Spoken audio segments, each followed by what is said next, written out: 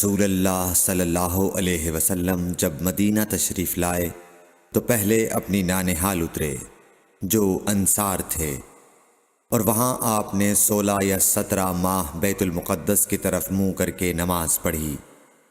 اور آپ کی خواہش تھی کہ آپ کا قبلہ بیت اللہ کی طرف ہو۔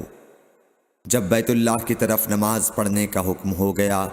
تو سب سے پہلی نماز جو آپ نے بیت اللہ کی طرف پڑھی عصر کی نماز تھی۔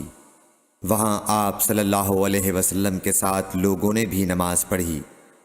پھر آپ کے ساتھ نماز پڑھنے والوں سے ایک آدمی نکلا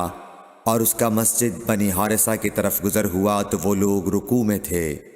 وہ بولا کہ میں اللہ کی گواہی دیتا ہوں کہ میں نے رسول اللہ صلی اللہ علیہ وسلم کے ساتھ مکے کی طرف منہ کر کے نماز پڑھی ہے۔ یہ سن کر وہ لوگ اسی حال میں بیت اللہ کی طرف گھوم گئے، اور جب رسول اللہ صلی اللہ علیہ وسلم بیت المقدس کی طرف منہ کر کے نماز پڑھا کرتے تھے، یہودی اور عیسائی خوش ہوتے تھے، مگر جب آپ نے بیت اللہ کی طرف منہ پھیر لیا تو انہیں یہ امر ناگوار ہوا۔ زہیر ایک راوی کہتے ہیں کہ ہم سے ابو اسحاق نے برا سے یہ حدیث بھی نقل کی ہے کہ قبلہ کی تبدیلی سے پہلے کچھ مسلمان انتقال کر چکے تھے، تو ہمیں یہ معلوم نہ ہو سکا کہ ان کی نمازوں کے بارے میں کیا کہیں۔ تب اللہ نے یہ آیت نازل کی،